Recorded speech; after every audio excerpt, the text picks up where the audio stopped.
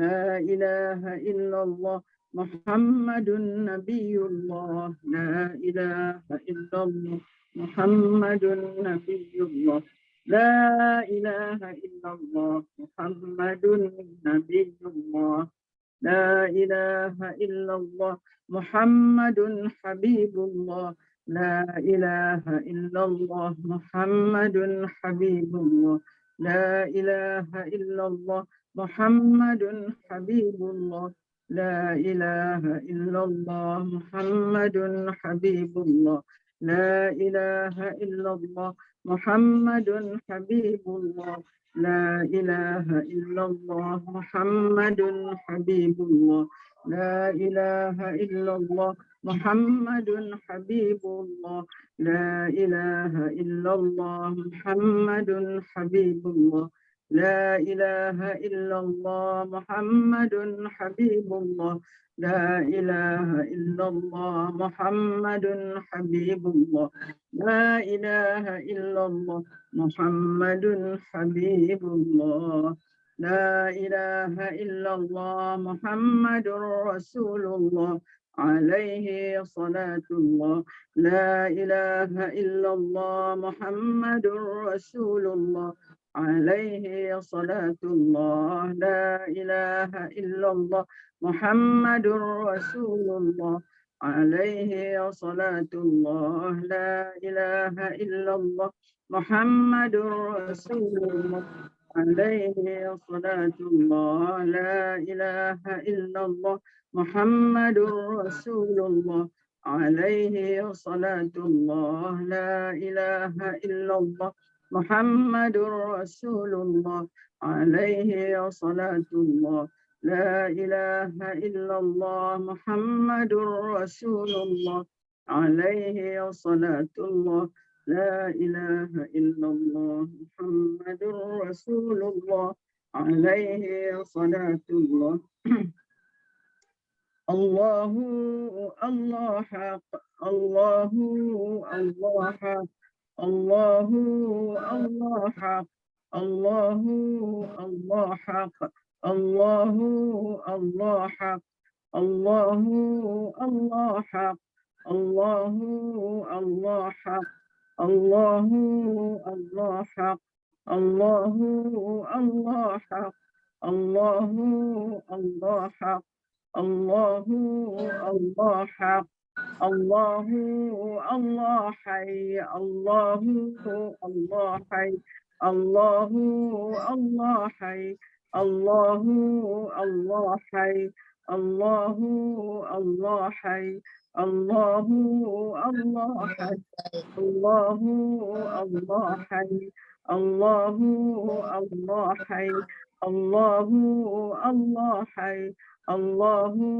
الله حي الله الله حي يا قيوم الله حي يا قيوم الله حي يا قيوم الله حي يا قيوم الله حي يا قيوم الله حي يا قيوم الله حي يا قيوم الله حي يا قيوم الله حي يا قيوم الله حي يا قيوم الله حي يا قيوم الله حي يا قيوم الله حي يا قيوم الله حي دائم اللهم صل على سيدنا محمد النبي الأمي وعلى آله وصحبه وسلم.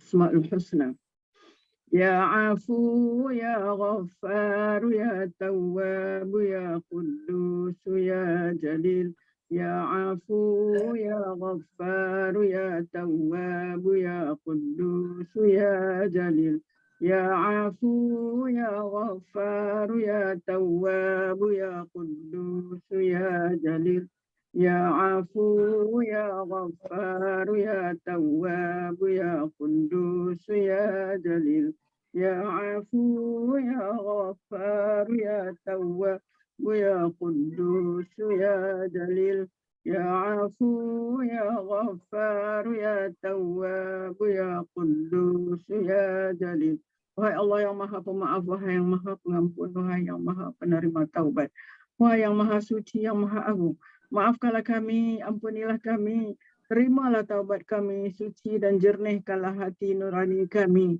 daripada segala penyakit hati, dosa dan berhala bumi.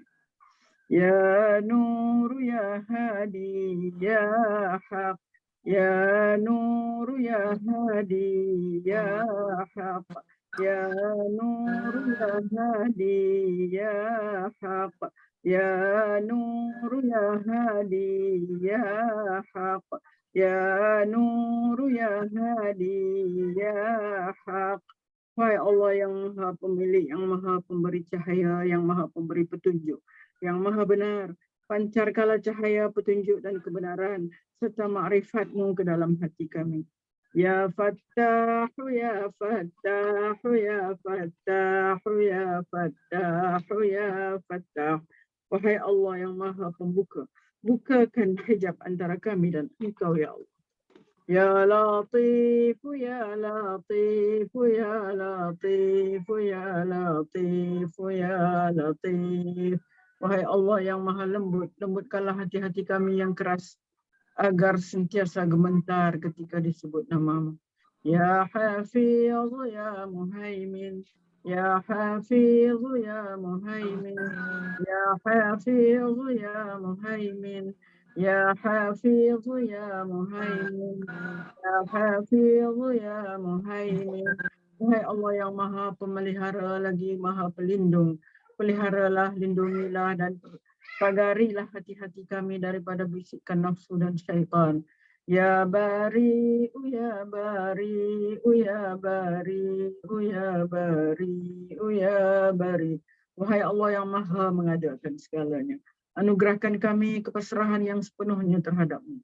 Jadikanlah seluruh jiwa raga kami untuk perjuangan agama-Mu dan abdi-Mu yang sejati. Ya Alimu, ya Hakimu, ya Rashid. Ya Alimu, ya Hakimu, ya Rashid. Ya Alimu, ya Hakimu, ya Rashid. Ya Alimu, ya Hakimu, ya Rashid. Ya Alimu, ya Hakimu, ya Rashid. Wahai Allah yang maha mengetahui, yang maha bijaksana, yang maha cerdas, kurniakanlah kami ilmu ma'rifat agar kami benar-benar mengenali dan mentaati-Mu. Curahkanlah hikmah dan kebijaksanaan agar kami menjunjung segala titah perintah-Mu. Berilah perhatian-Mu dan kasih sayang-Mu dalam setiap urusan kami. Ya Arhamar Rahimin, Ya Hakimu, Ya Karimu, Ya Ahadu, Ya Samad, Ya Hayyu, Ya Muhyi, Ya Qayyumu, Ya Zal Jalali wal Ikram. La ilaha illa anta Rabbuna. Ya Arhamar Rahimin, Ya Hakim, Ya Karim, Ya Ahad, Ya Samad, Ya Hayyu, Ya Muhyi, Ya Qayyum, Ya Zal Jalali wal Ikram. La ilaha illa anta Rabbuna.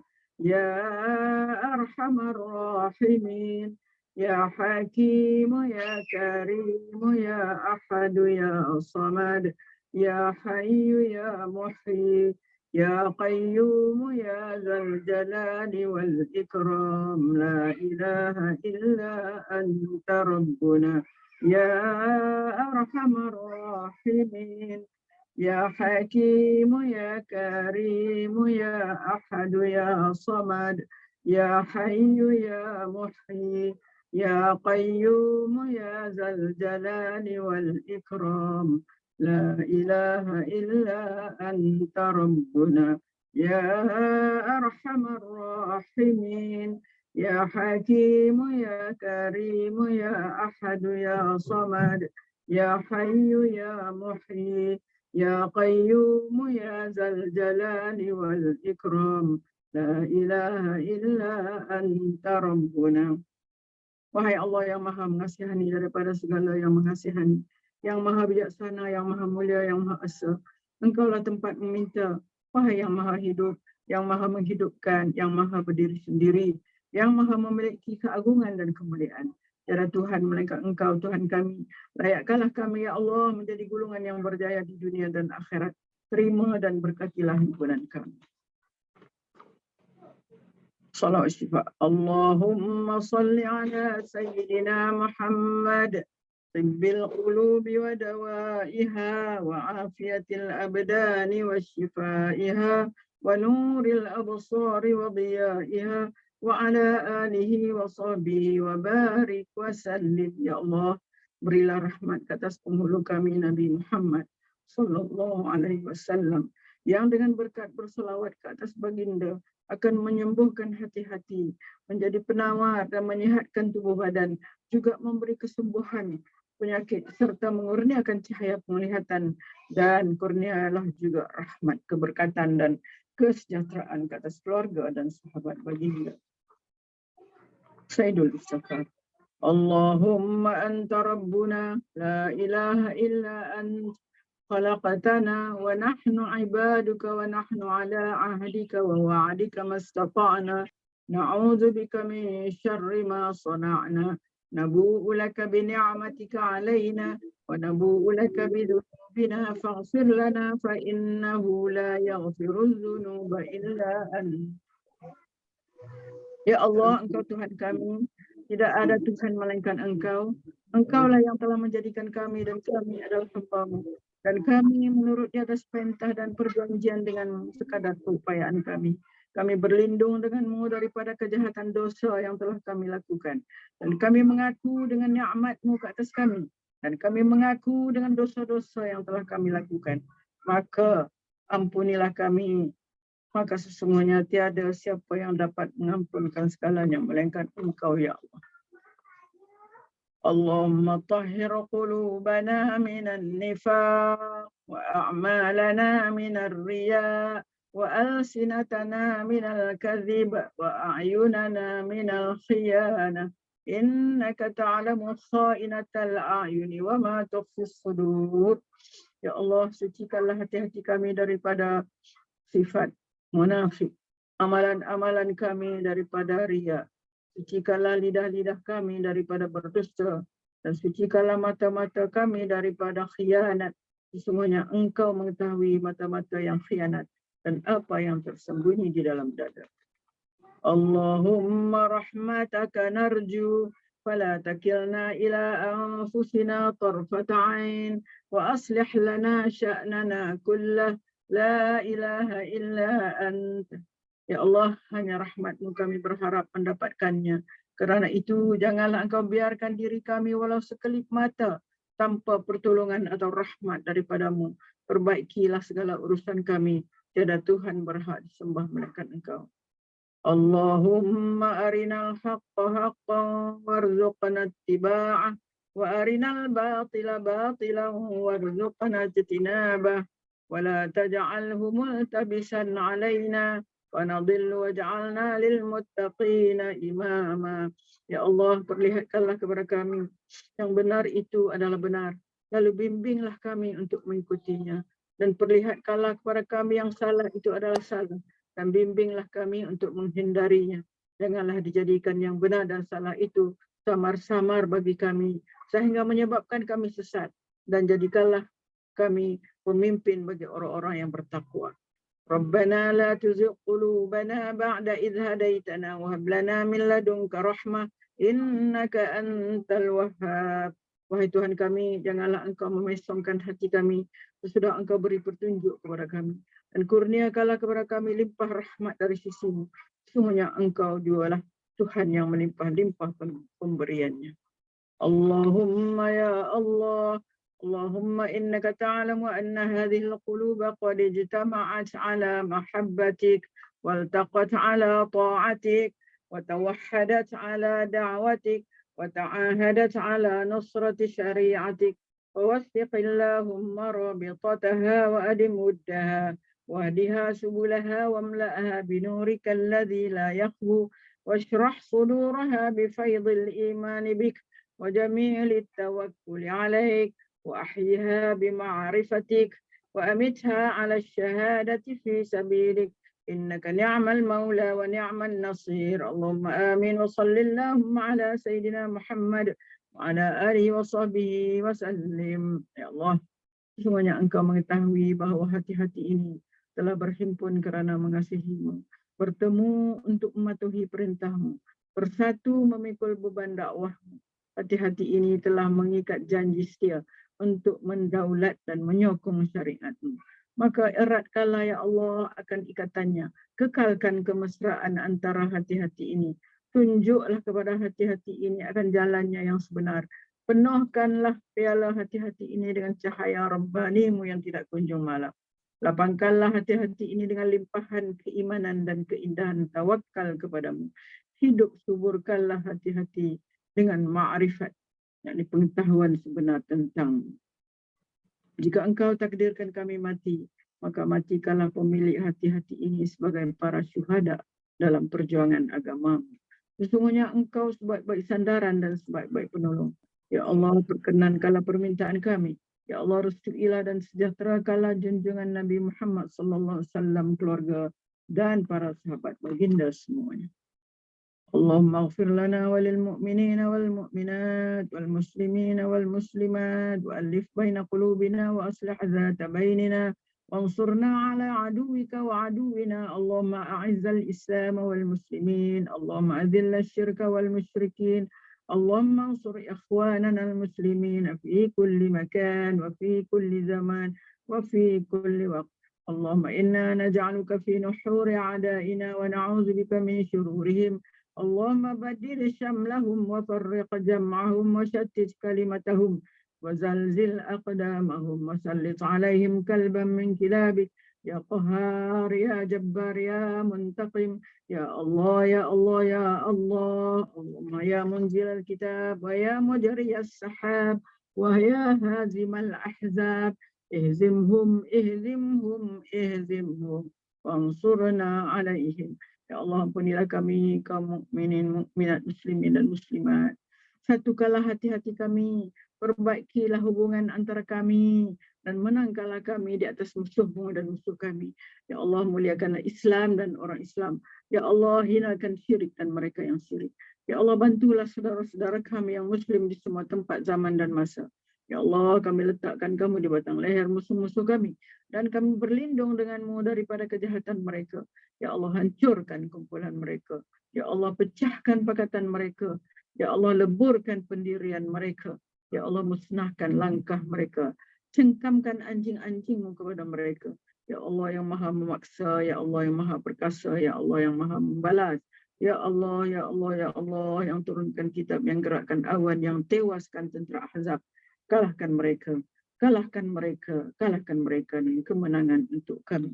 Wassallallahu ala sayyidina Muhammad wa ala alihi wa sahbihi ajma'in. Alhamdulillahi rabbil alamin. Taqabbalallahu minkum minna wa minkum taqabbal ya karim.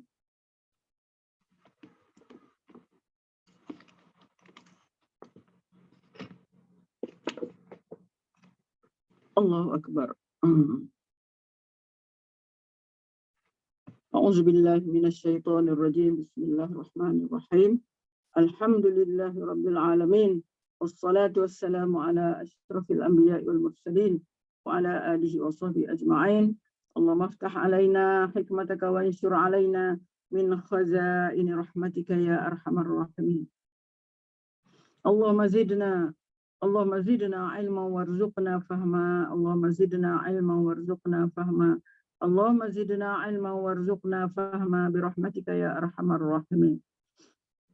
Allahumma nawwir qulubana ya Allah binuri hidayatik kama nawwartal arda binuri syamsika abadan abada birahmatika ya arhamar rahimin.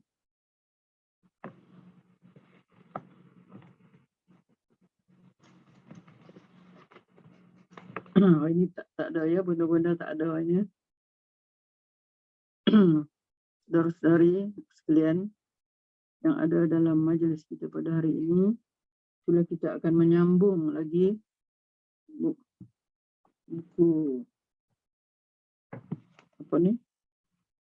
Buku yang kita maksudkan, iaitulah Laluan Mudah ke syurga tanpa hisab, tanpa azab. Saya rasa muka surat kita hari ni apa? 33. Siapakah Ukasyah yang disebut dalam hadis? Ya. Siapakah Ukasyah, kita nak kenal dengan dekat. Kita nak kenal dengan dekat, itulah sahabat Rasulullah yang Rasulullah apabila dimohon oleh Ukasyah supaya mendoakan kepada dia supaya berada di antara 70,000 orang daripada umat Nabi kita ni yang akan dimasukkan ke dalam syurga tanpa hisab, tanpa azab. Ukasyah. Apa ni yang disebutkan di dalam hadis. Tentulah apa yang dilakukan oleh Rasulullah. Rasulullah kita tengok macam terus saja bila Ukasyah kata, ya Rasulullah, doakanlah supaya aku ni termasuk di antara 70,000 orang daripada umatmu yang akan dimasukkan ke dalam syurga tanpa azab, tanpa hisab. Terus saja mulut Rasulullah menyebut, engkau adalah di antara mereka. Terus saja. Tentulah ini adalah wahyu daripada Allah. Allah yang tentukan. Allah yang menentukan.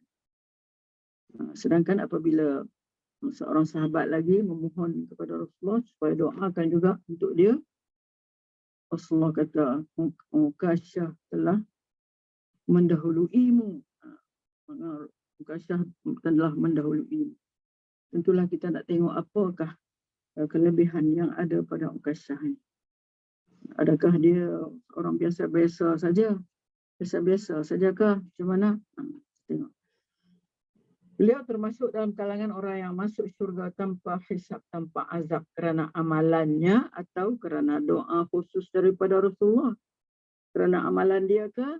Kerana doa khusus daripada Rasulullah. Jadi selepas dia menyebut, Rasulullah, doakanlah supaya aku terdiri daripada salah seorang daripada 70,000 orang daripada umatmu yang dimasukkan ke dalam syurga tanpa hisab, tanpa azab. Adakah kerana doa khusus daripada Rasulullah tu? Kita akan lihat. Menurut kembali hadis di atas, baginda Rasulullah menyatakan bahawa seramai 70,000 orang daripada umat akan dimasukkan ke dalam syurga tanpa hisab, tanpa azab. Apabila para sahabat mendengar pernyataan baginda itu, maka bangunlah seorang sahabat yang bernama Ukasyah lalu berkata, doakanlah kepada Allah, semoga aku menjadi sebahagian daripada mereka, wahai Rasulullah. Maka jawab baginda, engkau sebahagian daripada mereka. Terus saja kan Rasulullah sebut, engkau sebahagian daripada mereka. Kemudian bangun pula seorang sahabat yang lain meminta doa yang sama seperti Ukasyah. Maka jawab Rasulullah, Ukasyah telah mendahului kamu. Jadi timbul persoalan, adakah Ukasyah mencapai martabat tersebut kerana amalannya atau kerana doa Rasulullah? Andainya doa Rasulullah sudah memadai, maka sudah tentu baginda akan mendoakan juga doa yang sama untuk semua sahabat yang ada ketika itu. Tetapi apabila Rasulullah menolak permintaan sahabat-sahabat yang lain dengan cara yang sangat lembut, maka dapat difahami bahawa penolakan tersebut adalah sama ada disebabkan mereka tidak mencapai tahap keimanan dan amalan yang sewajarnya, atau kerana Rasulullah mahu menamatkan perbicaraan supaya tiada sahabat yang bangun untuk meminta doa yang sama. Hal ini kerana pada hakikatnya semua sahabat Rasulullah tidak terhalang daripada doa baginda. Andainya doa Rasulullah sahaja yang melayakkan seorang untuk mendapat keistimewaan tersebut, maka sudah tentulah Rasulullah mendoakan untuk mereka doa tersebut. Oleh itu, oleh yang demikian jelaslah bahawa hakikat sebenar Ukasyah mendapat keistimewaan tersebut adalah disebabkan kehebatan amalannya di samping doa Rasulullah. Maknanya dia disebabkan kehebatan amalannya. Kita tengok apa dia amalan dia yang hebat tu, apa dia, supaya kita dapat mengikut, meniru Ukasyah ni. Semoga kemungkinan kita juga bila berdoa Allah makbulkan doa kita supaya termasuk di dalam 70.000, salah seorang daripada 70.000 umat Nabi kita. Nama penuh beliau ialah Ukasyah bin Mihsan. Ukasyah bin Mihsan min Hasadnun bin Hursan bin Hais bin Murrah. Nampaknya macam ada juga kaitan dengan keturunan Rasulullah ya. Murrah tu ada. Beliau berasal dari Bani Asad ya. Bani Asad bin Khuzaimah. Dia daripada Bani Asad bin Khuzaimah dan seorang daripada awal masuk Islam. Salah seorang daripada orang yang awal-awal masuk Islam. Beliau diberi gelaran Abu Muhsin. Mungkin anak dia nama Muhsin. Ayah kepada dia nama Muhsan. Beliau berhijrah ke Madinah dan menyertai perang Badar. Beliau adalah di antara orang yang berhijrah ke Madinah dan menyertai perang Badar. Yang sejarah kita baca semalam tu, iaitu mengenai peperangan. Di antaranya perang Badar. Perang Badar yang pertama di dalam Islam. Dalam peperangan tersebut telah berlaku peristiwa luar biasa. Ketika pedangnya patah, lalu Nabi menggantikannya dengan sebatang ranting pokok lah. Dengan kehendak Allah, ranting tersebut bertukar menjadi sebilah pedang yang sangat kukuh dan tajam. Dengan pedang itu, beliau meneruskan perjuangan bersama Rasulullah dalam peperangan berikutnya, iaitu perang Uhud, Khandaq, perang Ahzab dan beberapa peperangan lain. Beliau telah gugur syahid dalam peperangan Ar-Riddah, mana perang memerangi orang murtad ni. Riddah tu makna daripada perkataan riddah tu datang perkataan murtad. Peperangan Riddah pada zaman Abu Bakar As-Siddiq. Beliau dibunuh oleh Tulaihah. Nama orang tu, nama bunuh dia Tulaihah Al-Asadi pada tahun 12 Hijrah. Ketika itu beliau berusia 45 tahun. Muda dia. Dia meninggal, wafat dia muda, umur 45 tahun. Atas dasar perjuangan dan amalannya yang begitu hebat, serta makluman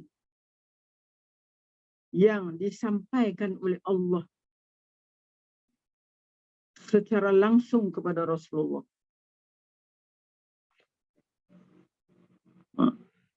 Tulis lepas pada Allah Subhanahu, Allah itu adalah tulisan Subhana Allah Subhanahu wa Ta'ala. Secara langsung kepada Rasulullah berkenaan Rasulullah Sallallahu Alaihi Wasallam berkenaan diri Ukasyah, maka ketika beliau meminta baginda mendoakannya agar Allah memasukkannya dalam kalangan mereka yang masuk syurga tanpa hisab dan azab, baginda Sallallahu Alaihi Wasallam lantas bersabda, kamu adalah seorang daripada mereka. Sebab amalan dia tu dicampur lagi dengan doa Rasulullah. Amalan dia apa? Dia masuk dalam peperangan, beberapa peperangan bersama Nabi, dan dia gugur sebagai syahid, sebagai syahid. Ini adalah satu daripada faedah doa. Ini adalah satu daripada faedah doa. Selain itu terdapat faedah yang lain, iaitu Ukasyah mendapat ketenangan yang hakiki apabila mengetahui bahawa beliau termasuk dalam kalangan 70.000 orang yang akan ke syurga tanpa hisab, tanpa azab. Dia mendapat ketenangan yang hakiki, yang sebenar-benarnya apabila dia dapat tahu bahawa Rasulullah kata, kamu adalah seorang daripada mereka. Kamu adalah seorang daripada mereka yang 70.000 itu. Ternyata dalam hadis ini hanya nama Ukasyah sahaja yang disebut oleh Rasulullah SAW dengan jelas antara mereka yang akan masuk surga tanpa hisab, tanpa azab. Sedangkan sahabat yang lain hanya disebut bilangan.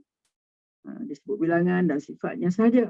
Jadi dapatlah difahami bahawa siapa saja yang berusaha bersungguh-sungguh untuk memiliki sifat-sifat yang dinyatakan dalam hadis itu, insya-Allah akan termasuk dalam kalangan 70.000 orang yang diisytiharkan oleh baginda sallallahu alaihi wasallam.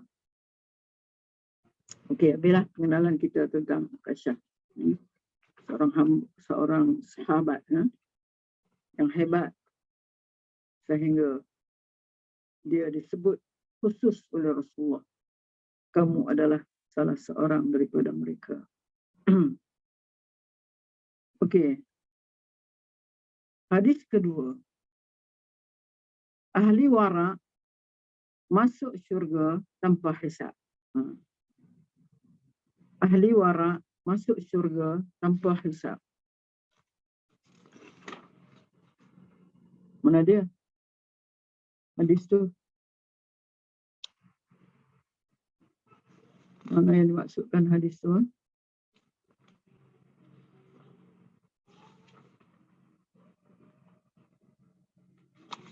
Hadis Qudsi Ustazah. Qudsi. Ya Musa. Oh, inilah. Hadis inilah. Jadi hadis pertama. Hadis pertama tadi. Ini Ini hadis kedua, maksud hadis di bawah ni. Ahli wara' masuk syurga tanpa hisab. Ahli wara'. Ya Musa. Kita nak tengok kita ni termasuk tak ni wara' ni. Buat berat kan. Ya Musa, innahu lan yalqani. Innahu lan izan kai. Apa dia tu? Penafian. Wahai Musa, innahu lan yalqani abdi fi hadiril qiyamah illa fattashtu amma fi yadihi illa al-wara'in fa inni astahihim wa ujilluhum wa udkhiluhumul jannata bighairi hisab. Wahai Musa, sesungguhnya hambaku tidak akan menemuiku di medan pengadilan mahsyar. Lan ni. Kalau disebut dalam bahasa Arab sikit ya, itulah penafian yang selama-lamanya. Tidak akan. Mana? Tidak akan. Hambaku tak akan berjumpa denganku. Lan yalqani abdi. Hambaku tidak akan menemui aku di medan pengadilan mahsyar pada hari kiamat kelak. Fi hadiril qiyamah, kecuali pada saat aku periksa apa yang ada padanya. Illa fattashtu.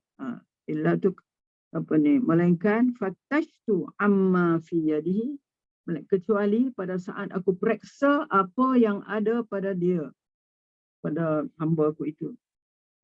Kecuali illal wara'in, kecuali orang-orang wara'. Apa maksud tu? Dikatakan sini hamba-Ku tak akan bertemu denganku di medan pengadilan hari mahsyar nanti pada hari kiamat kelak, kecuali pada saat aku periksa apa yang ada padanya, kecuali orang-orang yang wara'. Maknanya akan diperiksa, kita ni akan diperiksa oleh Allah Subhanahu Wa Taala. Orang-orang warak ni dia kecuali orang-orang yang warak. Orang warak ni macam orang yang berhati-hati kan Ustazah? Iyalah. Berhati-hati tiap-tiap satu perkara tu dia akan dimantara halal haram dia, makruh dia pun dikira. Kita tengok nanti dia akan bagi kepada kita apa ni pengertian warak. Jadi kita baca dulu hadis ni kan. Mana kecuali setiap orang yang apa ni akan diperiksa oleh Allah. Macam kita kata itu, ada yang diperiksa secara teliti, dihisap secara teliti, ada yang dihisap secara mudah, ada yang tidak dihisap langsung. Macam apa ni, apa kandungan-kandungan kita yang kita baca tanpa hisap, tanpa azab. Ada yang dihisap secara teliti, ada yang dihisap secara mudah. Yang kita baca itu kan ada tiga macam hisap tu.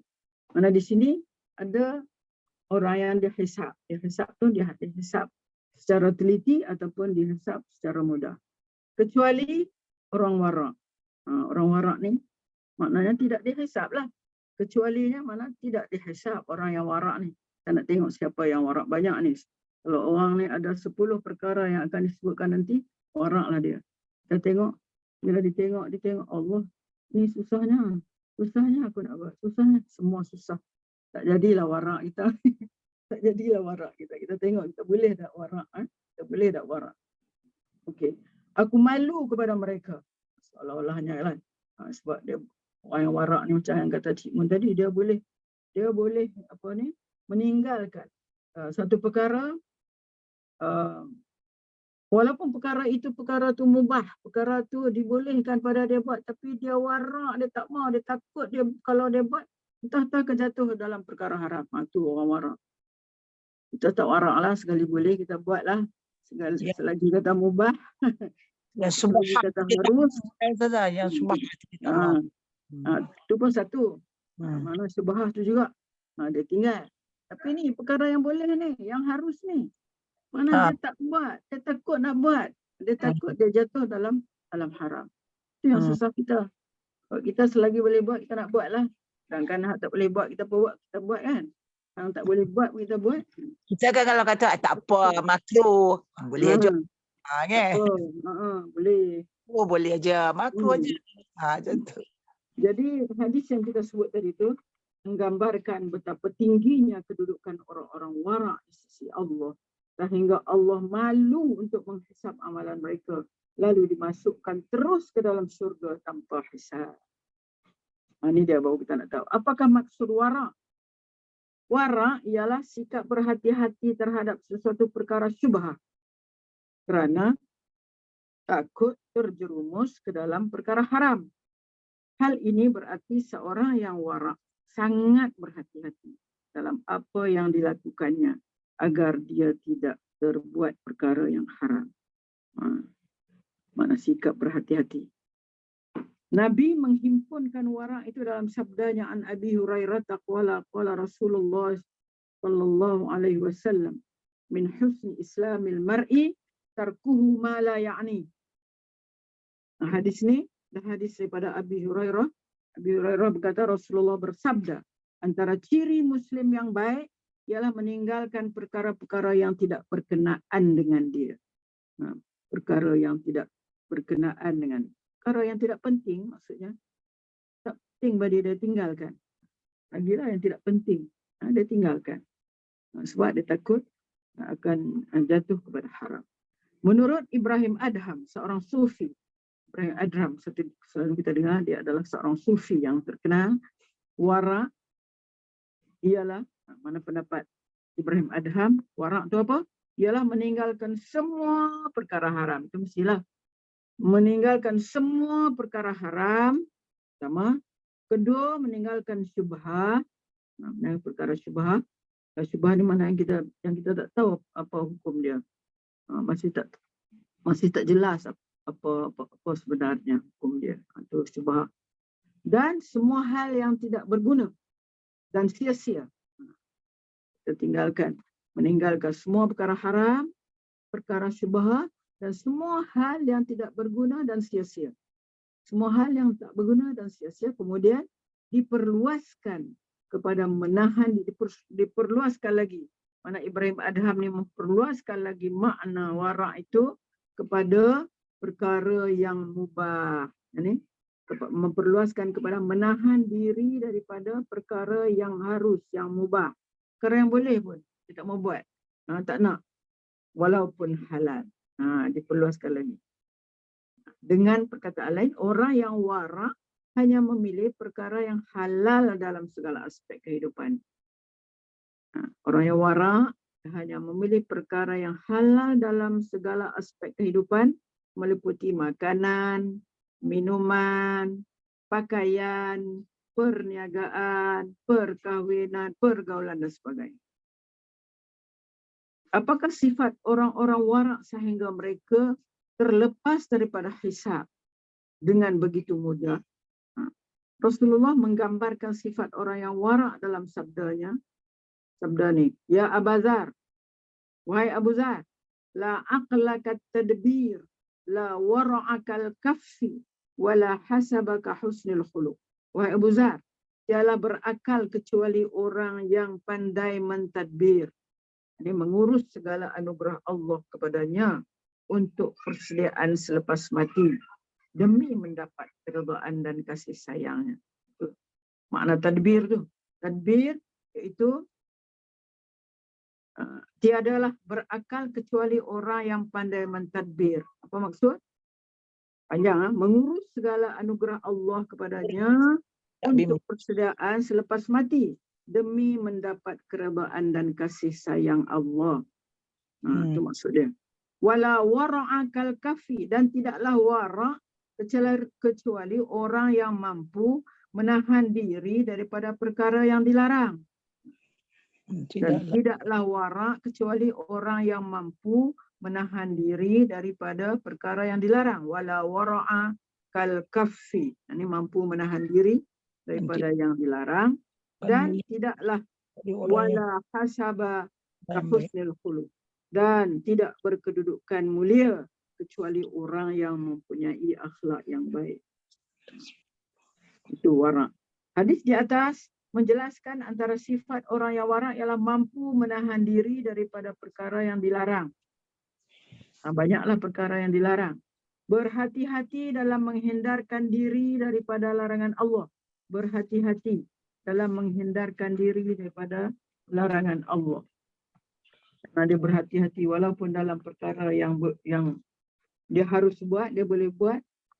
Dia boleh makan, dia boleh, tapi dia tak buat. Karena sebab dia takut jatuh ke dalam perkara yang haram. Menjauhkan diri daripada segala bentuk syubhah. Ini jelas. Menjauhkan diri daripada segala bentuk syubhah kerana takut terjebak dalam perkara yang haram. Keempat, berpegang teguh kepada tegahan Nabi SAW yang mewajibkan mereka meninggalkan perkara yang meragukan. Mewajibkan mereka meninggalkan perkara yang meragukan. Perkara yang diragukan. Mana dia pegang teguh dengan tegahan Nabi. Itulah dalam sabda Nabi, da'ma yaribuka ila ma la yaribuka. Tinggalkan. Da' itu makna tidak. Da' apa ma yaribuka, apa yang meragukan. Roba yaribu, la raiba. Ni daripada perkataan tu. La raiba fi hudallil muttaqin. Zalikal kitab la raiba fi, yang tidak ada meragukan, tidak ada perkara yang syak dan meragukan. Nah, ini Rasulullah suruh tinggalkan apa yang meragukan. Pergilah kepada apa yang tidak meragukan. Maknanya pergilah, ambillah apa yang tidak meragukan. Maka dengan ini lahirlah manusia yang bersih daripada dosa dan noda, serta terlindung daripada segala perkara yang meragu dan mencurigakan. Mengapa perlu ada sifat wara' dalam hati manusia? Mengapa? Kenapa mesti ada sifat wara' dalam diri manusia? Daripada Nu'man bin Bashir, daripada Nu'man bin Bashir radhiyallahu an, beliau pernah mendengar Rasulullah bersabda. Ini sangat famous lah hadis ni. Innal halala bayyinun wal harama bayyinun wa bainahuma umurun mushtabihat la ya'lamuhunna katsirun minan nas. Faman ittaqa asy-syubuhati istabra'a li dinihi wa 'irdihi wa man waqa'a fi asy-syubuhati waqa'a fil haram. Sesungguhnya yang halal itu sudah jelas dan yang haram itu sudah jelas. Maksud apa? Yang halal jelas, yang haram itu jelas. Kalau kita kata arak, judi, apa semua tu haram, jelas haram. Al-halalu bayyinun. Benda-benda yang halal itu jelas. Kita kata apa? Makanan yang halal kita makan, jelas. Makanan yang tidak ada unsur-unsur yang syubhah, yang kita rasa ragu-ragu. Betul kan ni halal ni? Kita tak nak itu. Dan yang halal tu jelas, yang haram pun jelas. Wa bainahuma, dan di antara keduanya, kedua halal dan haram tu terdapat hal yang syubhah. Yang syubhah itu makna yang tidak diketahui oleh kebanyakan orang. La ya'lamuhunna, la ya'lamu.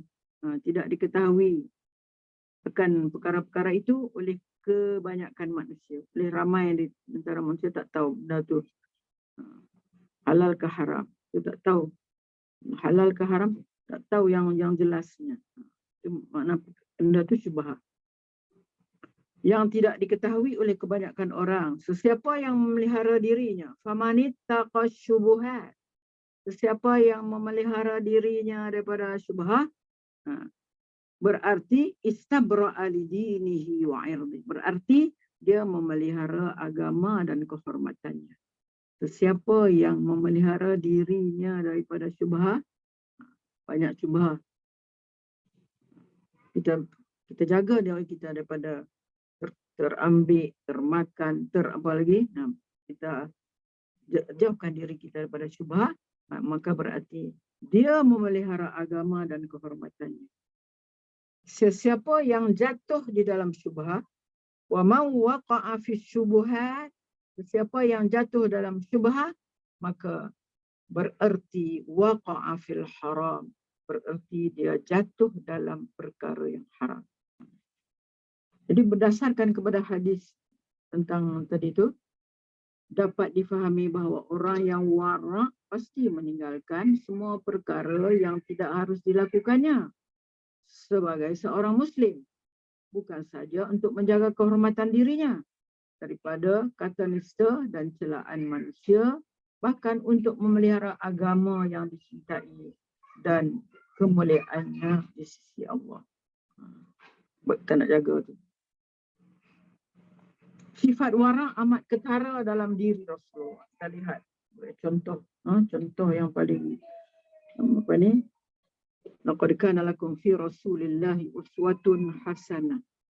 Contoh yang baik adalah pada diri Rasulullah. Kita lihat sifat wara' amat ketara dalam diri Rasulullah dan para sahabat baginda. Kita lihat dulu apa ni sifat wara' ini pada diri Rasulullah dan pada sahabat-sahabat baginda. Sifat ini juga menjadi satu amalan yang dihayati oleh generasi awal. Sifat wara' ni sangat dihayati oleh generasi awal. Generasi Rasulullah, zaman sahabat, itu zaman tabi'in, zaman tabi'at tabi'in. Mungkin setakat tu sangat menjaga tentang sifat wara'. Mungkin selepas tu dah kurang sebab berbagai-bagai perkara yang berlaku di kalangan manusia pada ketika itu. Sebab kurang dah pegangan terhadap agama. Sebagai contoh, dalam sejarah diungkapkan bahawa Abu Bakar As-Siddiq terkenal sebagai ahli wara'. Sahabat baik Rasulullah ni. Abu Bakar As-Siddiq terkenal sebagai ahli wara'. Beliau seorang yang sangat teliti tentang soal pakaian, makanan. Dalam hadis yang diriwayatkan oleh Bukhari daripada Sayyidatina Aisyah. Mana hadis ini diriwayatkan oleh anak andanya sendiri, iaitu Sayyidatina Aisyah. Itu isteri kepada Rasulullah, anak kepada Sayyidina Abu Bakar. Sayyidina Aisyah berkata, kana li Abi Bakrin gulamun yukhriju lahu al-khuruj. Abu Bakar radhiyallahu anhu pernah memiliki seorang hamba, ulam tu hamba adalah yang mencarikan hasil pendapatan, yukhriju lahu al-khuruj, untuk Abu Bakar. Beliau sudah biasa makan daripada hasil usahanya itu. Yukhriju lahu al-khuruj. Wa kana Abu Bakrin ya'kulu min khurujihi. Dia makan daripada hasil usahanya. Satu hari faja'a yawman bi syai'. Satu hari ulam dia tadi ataupun orang hamba dia tadi datang, datang ulam dia tu, iaitu hamba dia tu pada satu hari yauman, dia bawa sesuatu. Faja'a yawman bi syai'. Satu hari hambanya datang membawa makanan lah. Maka Abu Bakar pun memakannya. Fa'akala ya'kulu kan. Akala fi'il madhi, ya'kulu fi'il mudhari'. Akala minhu Abu Bakrin. Maka Abu Bakar, Sayyidina Abu Bakar makan makanan yang dibawa oleh hamba itu. Faqala lahul ghulam. Jadi hamba itu beritahulah kepada dia. Faqala lahul ghulam. Tadri ma hadha? Tadri ma hadha, kamu tahu tak? Hamba tersebut bertanya, tahukah kamu dari mana makanan ini? Tadri ma hadha, kamu tahukah dari mana makanan ini? Faqala Abu Bakrin, wa ma huwa? Hamba tu berkata, aku telah, Abu Bakar bertanya pula pada, dari mana? Hamba tu berkata, aku kuntu takahantu li insanin fil jahiliyah wa ma uhsinul kahana illa anni khada'atuhu falaqiyani fa'atani bidzalika hadha alladhi akalta minhu fa'adkhala Abu Bakrin yadahu faqa'a kulla shay'in fi batnihi. Kata hamba dia tu, bila Abu Bakar tanya, daripada mana makanan ni kamu bawa, daripada mana makanan ni? Hamba tu berkata, aku telah melakukan menilik nasib untuk seorang daripada kalangan jahiliah. Sedangkan aku tak pandai. Aku tilik mana aku tipu lah tu. Tidak pandai menilik, jadi aku telah menipunya. Kemudian orang tu telah datang berjumpa aku dan memberi kepadaku makanan yang kamu makan ini. Yang maknanya Abu Bakar telah makan makanan hasil daripada perkara yang haram, menilik, tilik nasib. Jadi maka Abu Bakar terus memasukkan tangannya ke dalam mulutnya. Fa'adkhala Abu Bakrin yadahu. Adkhala memasukkan. Adkhala yudkhilu. Adkhala Abu Bakar memasukkan yadahu, masukkan tangan dia ke dalam mulut dia. Faqa'a. Qa'a yaqi'u. Maka dia muntahkan. Maka sehingga beliau memuntahkan semua. Qa'a itu makna memuntahkan segala sesuatu. Muntahkan semuanya fi batni. Korek keluar habis kan. Itu dia menunjukkan waraknya. Waraknya kalau kita ambil pi ya. Tak pi lah. Nak suruh nak bagi muntah balik kan payah. Susah.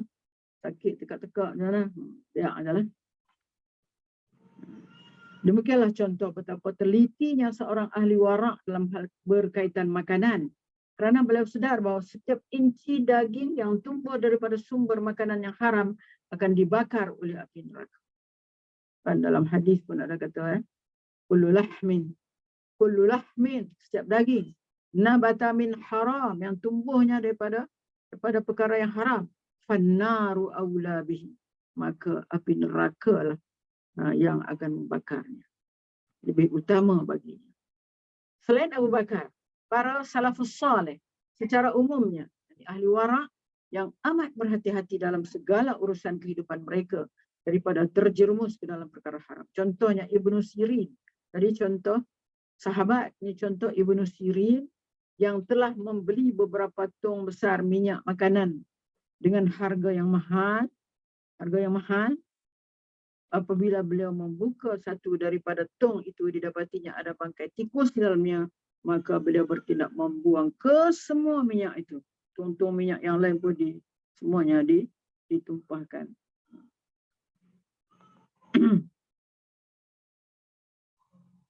Apabila ditanya, mengapa beliau berbuat begitu? Beliau tanya, kata, taklahnya macam orang kata, tong yang tu sudahlah, tong yang ada dengan bangkai tikus itu. Yang lain tak ada. Apa nak membazir? Itulah. Dia apa kata dia? Aku bimbang. Barangkali tikus itu telah mati di dalam kawah besar tempat membuat minyak itu. Sebelum diisikan ke dalam tong-tong tersebut. Ia akan memudaratkan orang lain yang memakan. Itu lagi warak Ibnu Sirin. Dalam satu peristiwa lain, Abdullah bin Mubarak terpaksa berpatah balik ke Khurasan, ke Syam, semata-mata kerana terlupa memulangkan pen yang dipinjam daripada sahabat. Naik apa? Naik kuda sajalah. Kalau kita boleh naik kapal bang. Kerana terlupa memulangkan pen aja, benda kecil aja yang dipinjamkan daripada sahabatnya. Jadi lihatlah bagaimana waraknya para sahabat dan para tabi'in. Berdasarkan fakta di atas jelaslah bahawa sifat warak menjadi amalan generasi terdahulu dan adalah amal baik jika dapat diteruskan amalan ini oleh generasi masa kini. Itulah. Namun istilah warak agar tersasar. Kita bila sebut warak tu, mungkin kita ngeri dan mungkin anak-anak muda kita sekarang ni, kalau kata istilah warak tu, kita tersasar dari segi kefahaman istilah tu. Masyarakat pada masa kini, dia tersasar sikit. Apa dia? Orang warak tu digambarkan sebagai seorang yang merendah diri, berjalan sentiasa memandang ke bawah, warak, dia tu warak, jalan pun tunduk aja. Selalu pakai jubah, adalah pakaian yang selalu dikenakan, dan kadang-kadang didapati, kadang-kadang kelihatan sedikit naif, macam apa ni, macam tak ceria gitu kan. Maka telah tiba masanya untuk kita membetul dan menghidupkan semula suasana seperti zaman Rasulullah sallallahu alaihi wasallam dan kegemilangan Islam pada zaman sahabat. Kegemilangan Islam pada zaman tabi'in dan tabi'in. Semoga Allah merahmati kita dan memasukkan kita ke syurga tanpa hisab.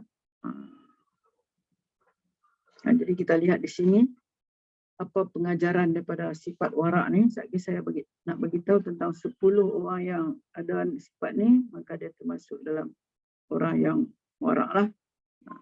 Kita tengok dulu pengajaran dalam hadis ini. Sifat warak sangat mulia di sisi Allah sehingga melayakkan seorang hamba masuk ke syurga tanpa hisab.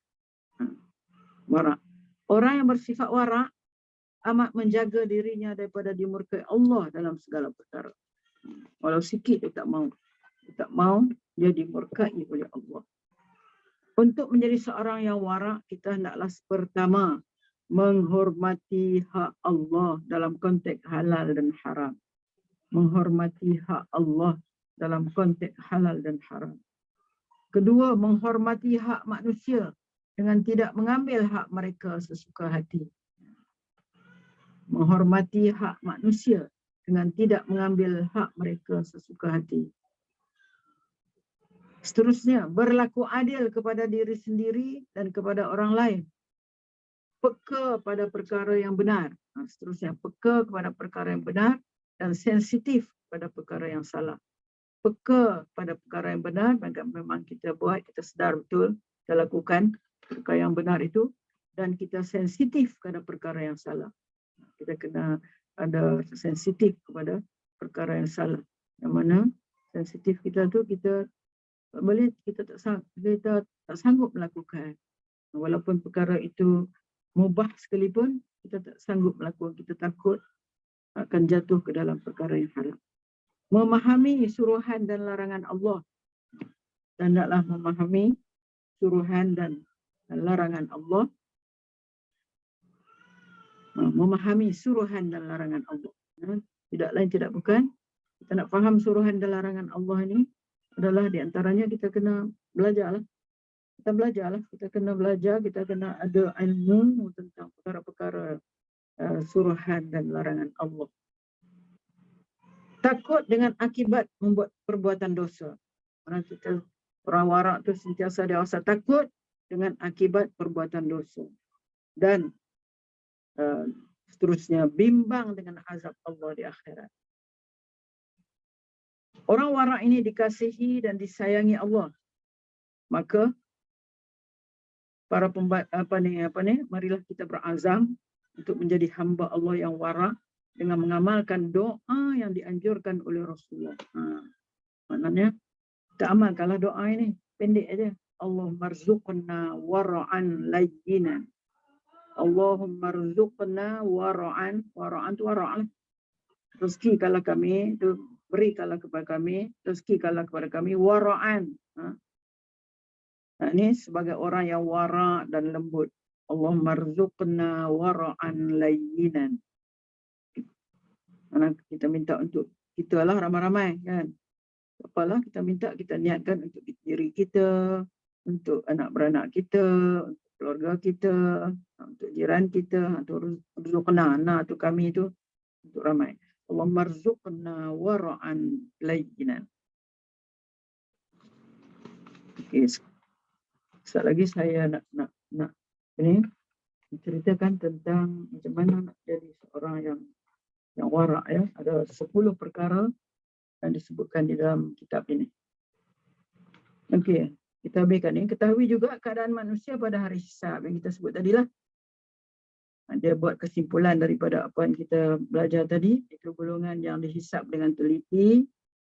Ni yang banyak buat dosa ni semua akan dihisab dengan teliti oleh Allah. Tidak ditinggalkan walau man ya'mal misqala zarratin khairan yarah wa man ya'mal misqala zarratin syarran yarah.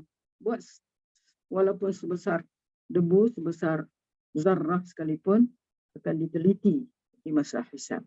Golongan yang dihisab dengan mudah. Yang mudah. Allah marzuqni, Allahumma hasibni. Dan kita kena selalu juga doakan doa tu. Hasibni, hisabkan aku hisaban yasir. Hisab yang mudah. Dan hari ini kita dapat doa Allah marzuqna, ataupun Allah nak kata untuk dia kita seorang, Allah marzuqni wara'an layyinan. Allah marzuqni wara'an layyinan. Ini golongan yang dihisab secara mudah dan golongan yang tidak dihisab. Kita harap kita akan dapat yang paling baik, ini golongan yang tidak dihisab. Tapi kalau tak boleh pun biarlah kita dapat golongan yang dihisab dengan mudah, hisab dengan mudah. Okey, kita habis dekat tu, insya-Allah kita akan masuk bab 4 ni. Tapi sekarang saya nak sebut tentang apa ni? Wara'.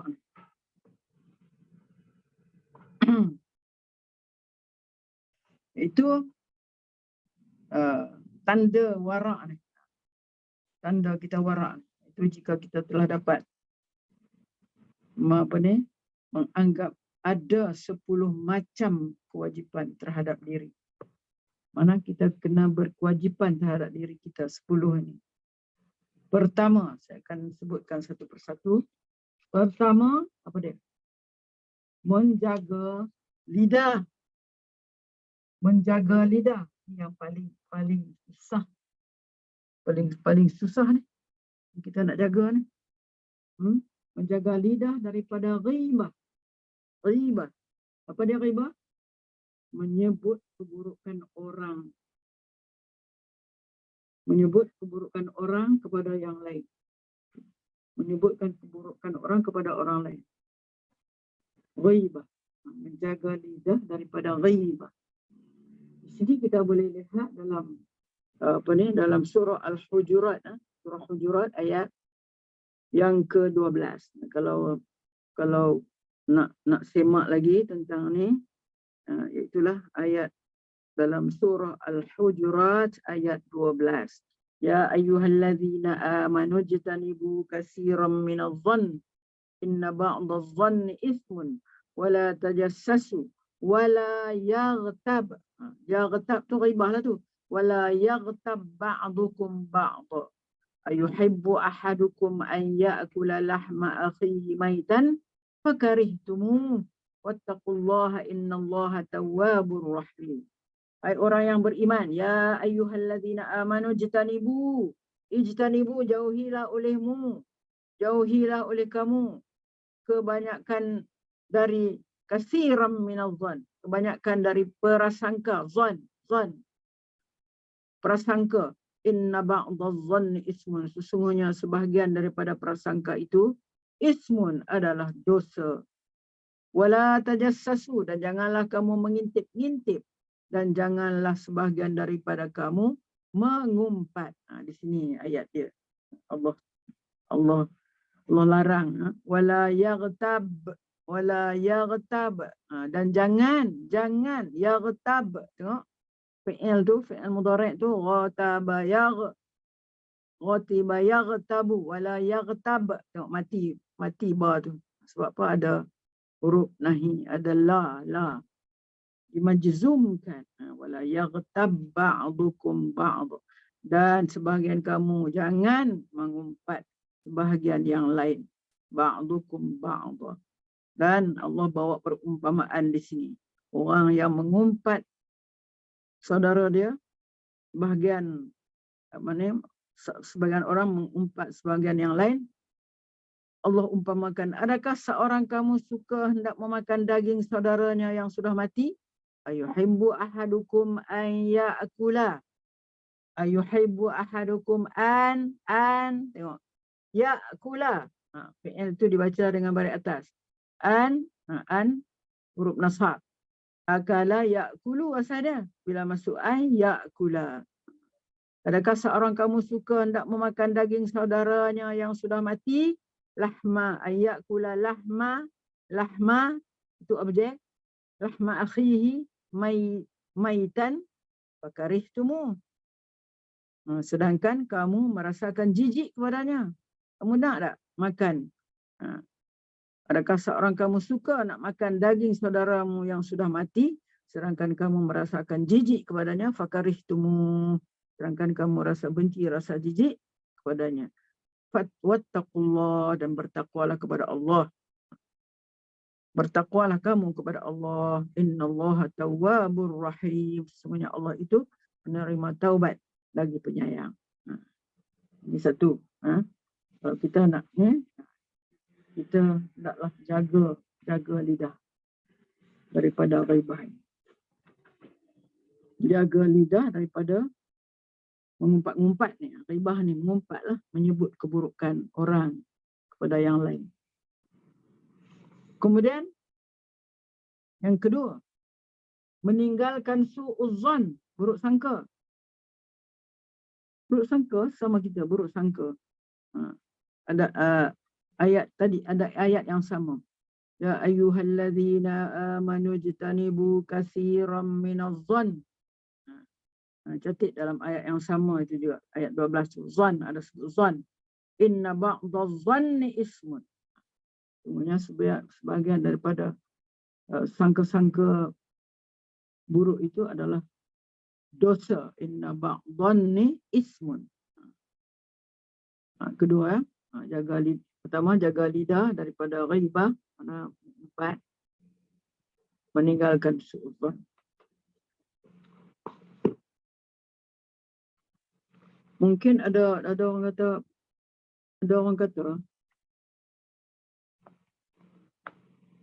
mungkin ada orang tanya,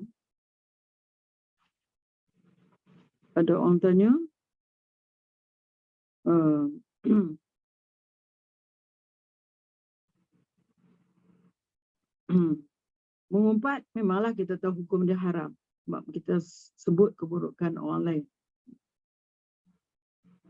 Tapi kalau mengumpat tu kerana bertujuan benar, apa dia tujuan yang benar tu? Mengikut syarak pula. Bertujuan benar dan mengikut syarak.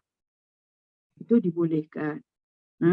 Pada ghaibah yang dibolehkan. Umpat yang dibolehkan. Kita pegang satu, kita pegang yang ni, memang mengumpat itu haram. Mengumpat itu haram. Tapi ada mengumpat yang dibolehkan mengikut syarak. Iaitu ada 6 perkara. Ada 6 perkara. Jika seorang tu dizalimi, seorang yang dizalimi, lalu dia mengadukan supaya terlepas daripada kezaliman. Dia mengadulah. Bila mengadu tu tentulah ada keburukan yang disebutkan tentang orang tu, orang yang menzalimi dia. Tapi oleh kerana dia nak lepaskan daripada kezaliman, diceritakan, disebutkan. Itu umpat yang dibolehkan. Itu jika seorang tu dizalimi. Kedua, minta pertolongan kepada pihak yang diharapkan berdaya mengubah perkara yang mungkar. Kita cerita tu. Ada sebuah rumah di ujung kampung tu. Ada orang duk pergi kat situ. Apa tu? Disyakilah. Mungkin ada melakukan perkara yang tidak manis lah. Perempuan lelaki perempuan ke kat situ. Jadi kita nak minta tolong pada pihak yang diharapkan. Kita pergi buat aduan ke kepada pihak polis ke, kepada jabatan agama ke, supaya yang diharapkan supaya dapat berdaya dapat mengubah perkara yang mungkar tu. Perkara yang berlaku itu adalah mungkar, supaya perkara itu berubah kepada baik, akan dihapuskan. Maka kita pergi cerita keburukan yang ada kat situ, maka itu bukan mengumpat. Itu adalah kita minta tolong pada pihak yang diharapkan dapat mengubah perkara yang mungkar. Ketiga, meminta fatwa mufti misalnya. Dia dianiaya oleh sipulan-sipulan begini-begini. Apakah hukumnya? Minta fatwa. Dia ceritalah. Minta fatwa itu mana? Dia ceritakan hal apa yang dia alami itu. Maka bukan umpatan. Sebab dia minta fatwa. Itu ketiga. Keempat, itulah memperingatkan kepada kaum muslimin. Memperingatkan kepada kaum muslimin kejahatan seperti menjadi saksi palsu, mengeluarkan fatwa agama atau urusan dunia, walhal tak ada kelayakannya. Memperingatkan kepada kaum muslimin dari kejahatan. Memperingatkan. Contohnya kita peringatkan kepada rakan-rakan kita orang Islam lain tentang suatu kejahatan. Seperti kalau orang buat saksi tu, dia tu saksi palsu tu, saksi tak betul, bohong. Mengeluarkan fatwa agama, atau ada orang yang dia pandai-pandai keluar fatwa agama padahal dia tak ada kelayakan. Kita ingatkan kepada kaum muslimin. Ni orang ni gini. Kita bukan umpat dia. Kita nak beri peringatan kepada orang muslimin supaya terhindar daripada kejahatan yang dibawa oleh seseorang. Seterusnya yang kelima, berterang-terangan mencela kefasikan. Berterang-terangan mencela kefasikan. Contohnya orang yang menagih arak, penagih arak, penjudi, dan yang bermegah-megah dengan maksiat yang dilakukannya. Berterang-terangan mencela kefasikan si penagih arak, penjudi, dan yang bermegah-megah dengan maksiat yang dilakukan.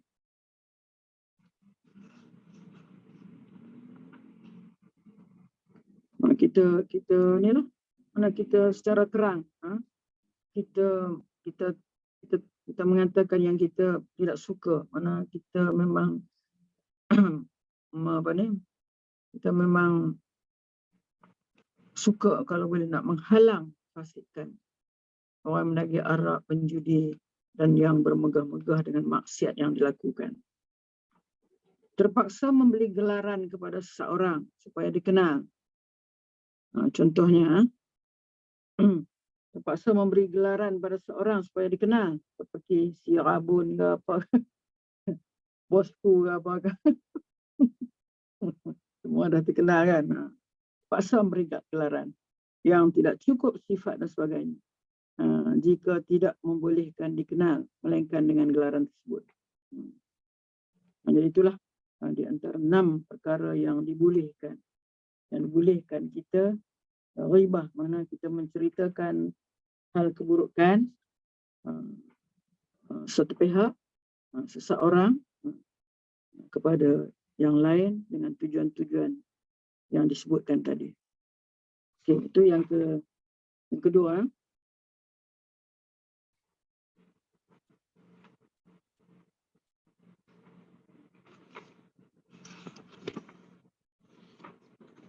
Itu ghibah.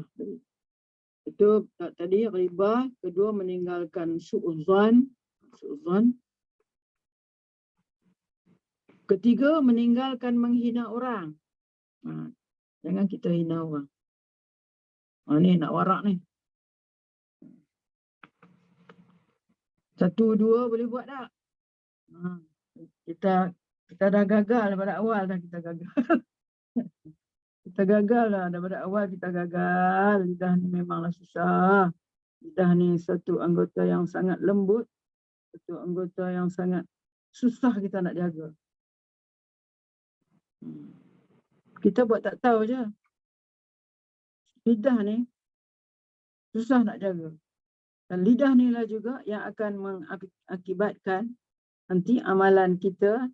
Kita buat amal banyak, kita semayang banyak, kita zikir banyak, tiba-tiba lidah ni tak boleh jaga, apa jadi kalau amalan kita habis gitu saja. Ini yang kita kena jaga. Sangat-sangat kena jaga. Lidah. Kedua, meninggalkan su'uzan. Ketiga, meninggalkan menghina orang. Menghina orang. Dalam surah Hujurat juga ada disebutkan. La yaskhar qaumun min qaumin asa an yakunu khairan minhum. La yaskhar. Jangan kamu menghina orang. Yaskhar. La yaskhar qaumun min qaumin. Jangan kamu mengejek-ngejek, menghina kaum yang lain. Ya ayyuhalladzina amanu, ayat 11 dalam surah Hujurat juga. Ya ayyuhalladzina amanu la yaskhar qaumun min qaumin asa an yakunu khairan minhu. Janganlah suatu kaum itu mengejek-ngejek, menghina kaum yang lain. Boleh jadi kaum yang diejek itu lebih baik daripada mereka yang mengejek. Wala nisa'un. Tengok. Ayat Quran ni dia kata kepada kita ni, orang perempuan ni, sebab kita ni Allah, lidah tak boleh jaga. Terus je Allah sebut nisa'un. Pasal apa dia tak kata rijalun? Wala rijalun. Wala nisa'un min nisa'in. Dan pula, janganlah pula wanita-wanita itu mengejek-ngejek wanita-wanita yang lain. Wala nisa'un min nisa'in. Asa an yakunna khairan minhun. Boleh jadi yang diejek-ejek itu lebih baik daripada wanita-wanita yang mengejek.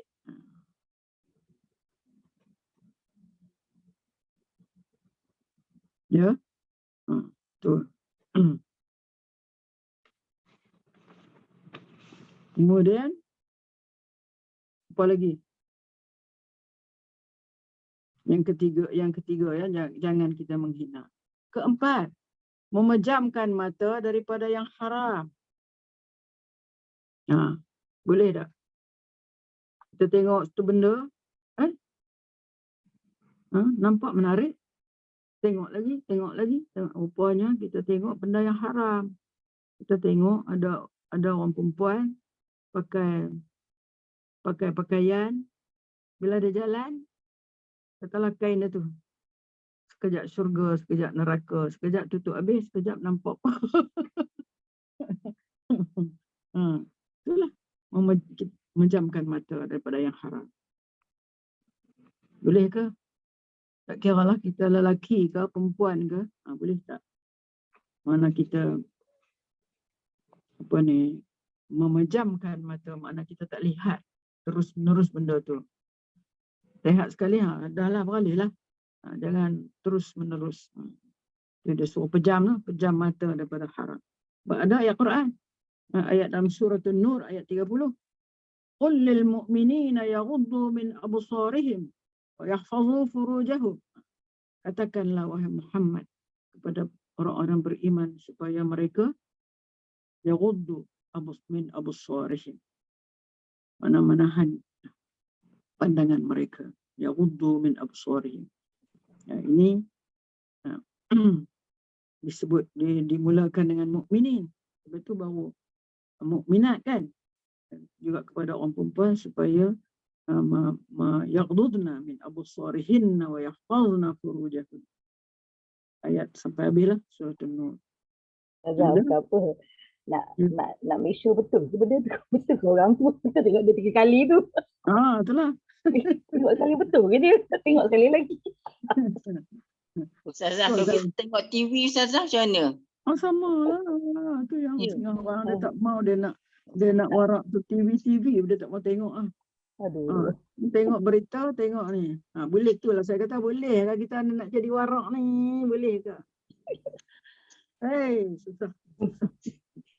Melainkan bersungguh-sungguh lah kita. Dengan perkara itu, tak tahu nak cerita lah kan. Kalau kita tengok daripada kita punya handphone tu pun macam-macam. Itulah yang jadi macam anak-anak yang tak tahu pergi tengok benda-benda yang benda tu tak ada. Kadang Mungkin pak-pak dia pun share juga. Seronok tengok. Kan? Benda-benda yang macam tu. Ada. Seolah dia dihidangkan di depan mata kita. Macam mana? Itu sebab dia, orang dia tak mau tengok langsung TV tu. Kita nak tengok juga TV kan. Ada benda-benda tu mesti dia. Tambah-tambah sekarang ni lagi-lagi lah dia nak tunjukkan. Kalau pakai pakaian tu dalam apa-apa pun sangat-sangat menjolok mata lah kita katakan. Nampak habis semua. Tak boleh kita nak ni. Maknanya nak jadi warak ni mesti kuatlah. Kuat betul-betul. Azam betul-betul. Kalau tidak, tak dapatlah kita nak masuk syurga tanpa hisab, tanpa azab. Selama masih merasa tak apa sikit je, tengok je. Lepas tu minta ampun dekat Allah. Itu kita kata. Okey. 5, berkata benar. Bercakap benar. Cuba kita tanya diri kita. Kadang-kadang kita bercakap betul tak dengan apa yang berlaku tu. Berkata benar pun sesuatu yang susah. Kita naklah adil. Kita naklah jujur. Kita naklah bercakap benar.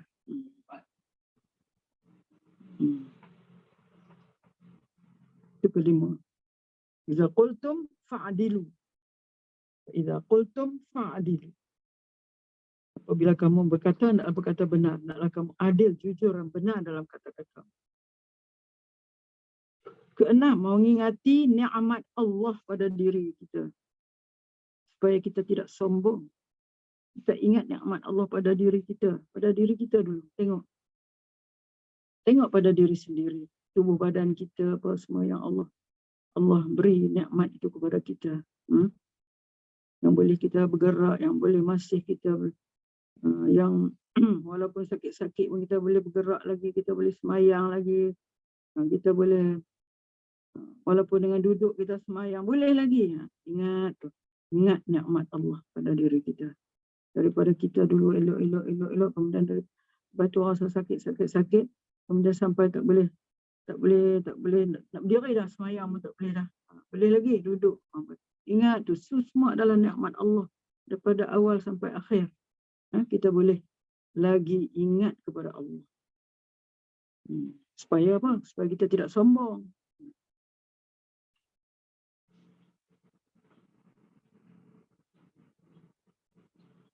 Okey. Yang ketujuh, membelanjakan harta untuk yang hak. Tidak menggunakan harta untuk yang batil. Guna harta, belanjakan pada yang hak. Bukan pada yang batil dan pada perkara yang tidak baik. Dalam surah Al-Furqan ada ya, surah Al-Furqan. Itulah falladzina idza anfaqu lam yaqturu. Dan mereka ibadullah ni, hamba Allah yang Allah sayang ialah mereka yang apabila membelanjakan harta, falladzina idza anfaqu, apabila mereka infak, apabila mereka membelanjakan harta mereka, lam yaqturu, mereka tidak boros. Lam yusrifu, mereka tidak boros, tidak melampaui. Walam yaqturu, dan tidak pula kikir. Tak boros, tak kikir. Mana dia wa kana baina dzalika qawama. Mereka di dalam berbelanja tidak ada berhemah dan cermat antara. Jadi itu membelanjakan harta untuk yang hak.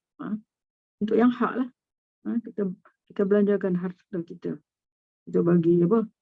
Bagi infak kepada perkara yang baiklah. Infak, kita bagi derma kepada tempat-tempat orang yang yang sedang dalam kesusahan.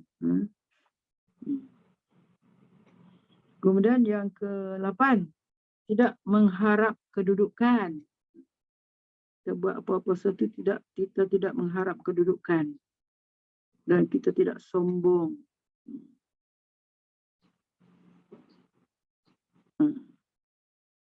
Allah berfirman dalam suratul Qasas ayat 83.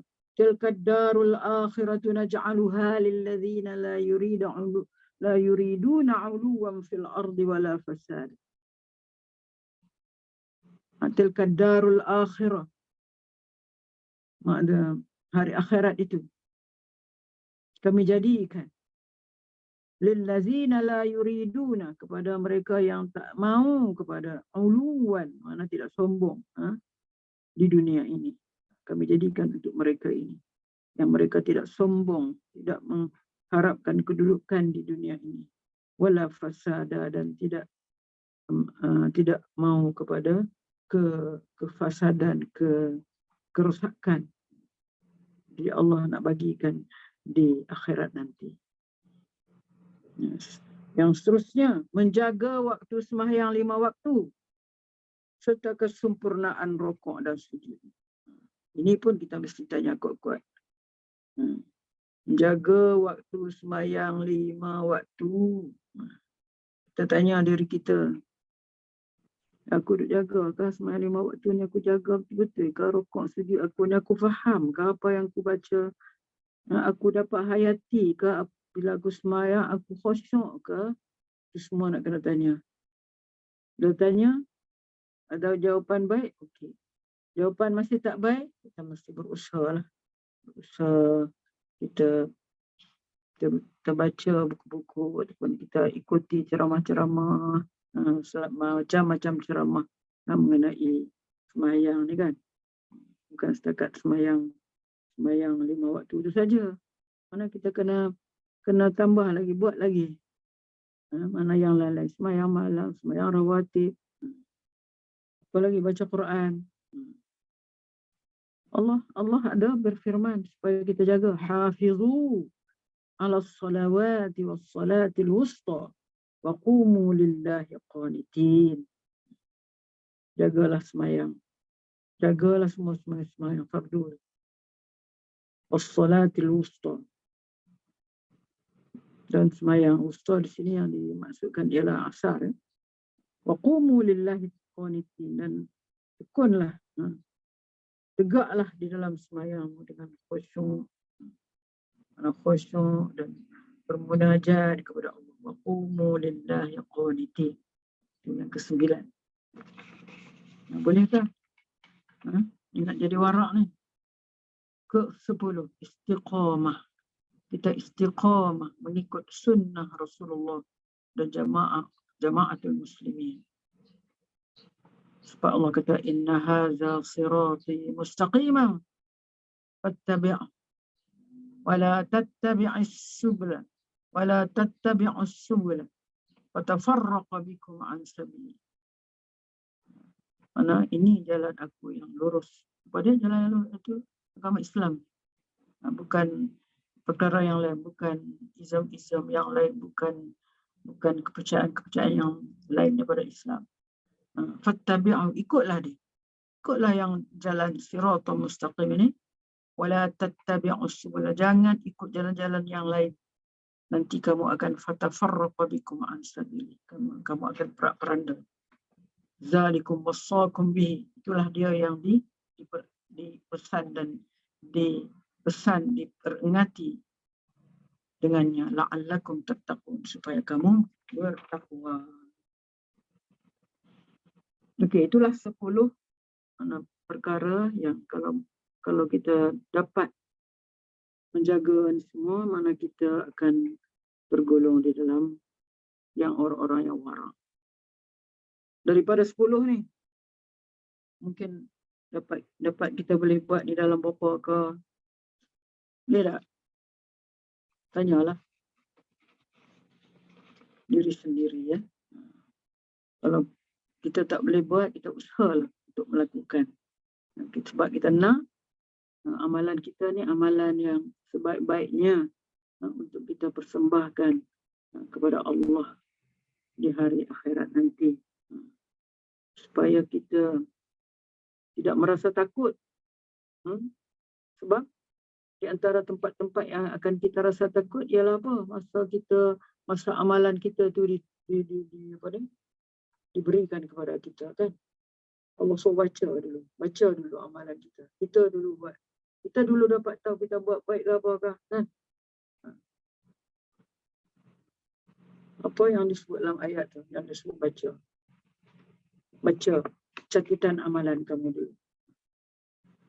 Masa tu yang kita sangat takut. Lagi masa apa? Masa nak timbang amalan. Kita takut juga. Lagi apa? Masa kita melalui sirat. Takut juga. Tempat-tempat yang kita sangat takut. Jadi kalau kita boleh lakukan ini, kita terdiri daripada orang yang warak, maka kita harap Allah akan memberikan kepada kita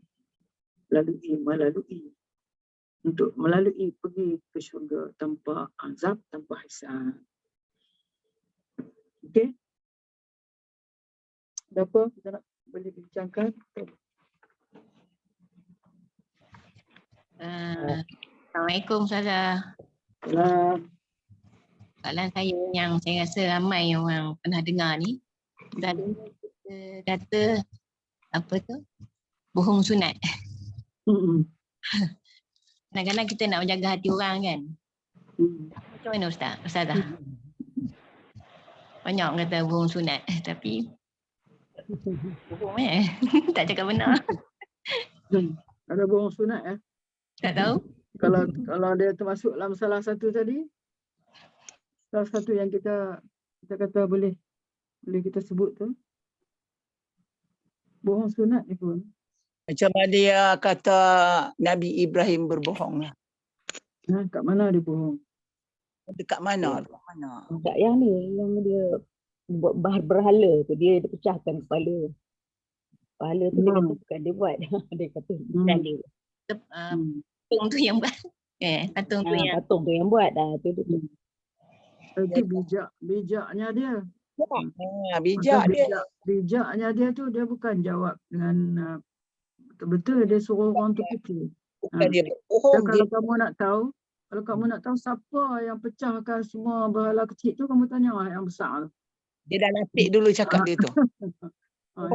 Berhala yang besar tu, yang ada kapak kat dia tu. Dia nak suruh fikir kan. Dia jawab dengan bijak.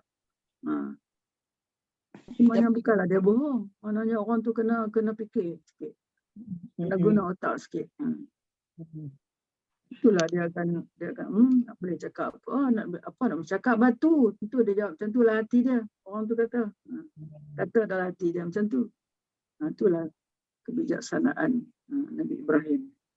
Tapi Kak Mu rasakan Ustazah, 42 perkara 3 tu, untuk menjadi seorang yang warak, kita hendaklah A, B sampai G tu Ustazah. Kalau kita ada masa minggu depan, kita huraian lebih lagi Ustazah. Huraian lebih lagi, boleh tak? Daripada? Sebab 42 perkara 3 untuk menjadi seorang yang warak, kita hendaklah C sampai G tu. Contohnya menghormati hak Allah dalam konteks halal. So jadi kita kena tahu hak Allah tu. Menghormati hak manusia dengan tidak mengambil hak mereka sesuka hati.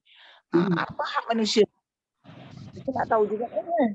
Jadi saya rasa kalau masing-masing kawan-kawan semua boleh bantu analisa sikit lah. Elaborate sikit lebih lah. Perkara A sampai G tu. Jadi kita dapat lagi jelaskan Ustazah. Muka surat apa? 42, 43. Perkara 3. Yang tadi yang kita baca bacaan tadi. Macam dia ayat tadi nombor 3 tadi tu. Pasal dia macam ringkas saja. Menghormati hak Allah dalam konteks haram. Okey, apa itu hak Allah? Contoh bagi Kak Mun rasa hak Allah tu tuntutan Allah kepada dalam solat umpamanya kan? Kan? Dalam solat hak Allah tu kan. Jadi kita nak tahulah hak Allah tu. Hak menghormati hak manusia dengan tidak mengambil hak mereka sesuka hati. Jadi kita kena tahu hak manusia tu apa. Kan? Kenapa kita mungkin tak dalam sikit tentang tu lah kan Ustaz? Manusia. Perkara ni saya rasa kita elok jugalah kita bincang sama-sama lah, perbincangan sama lah, bukan kata apa yang saya cakap tu kita sama-sama ambil tahu. Kan berlaku adil pada diri sendiri. Apa yang dikata berlaku adil pada diri sendiri tu? Apakah kita ni boleh diperhambakan saja ke? Adil tak pada diri kita? Itu kita nak tahu jugalah kan. Kita pun ada hak diri kita kan. Ada hak diri kita kan. Itu saya rasa pada dewa itu macam kalau kita hendaklah apa ni macam salah satunya kita adil pada diri kita, kita berakhlak dengan akhlak yang baik. Makna kita adil kepada dewa kita lah. Kalau kita tidak berakhlak dengan akhlak yang baik, mana kita dah zalimi diri kita. zalimi diri kita. Kita zalimi diri kita. Kita tak ikut perintah Allah, maknanya kita zalimi diri kita. Jadi kita kena berlaku adil pada diri kita. Kita hendaklah ikut perintah Allah. Baru kita adil pada diri kita. Dulu masa Ustazah Mariam ada bagi ceramah Ustazah Mariam di dalam HAM berkenaan adil pada diri sendiri ni Ustazah. Saya ingat lagi lah. Banyak tau. Banyak dia cerita dia. Tapi terlalu halus Ustazah. Halus. Memang benar. Terlalu halus detail itu.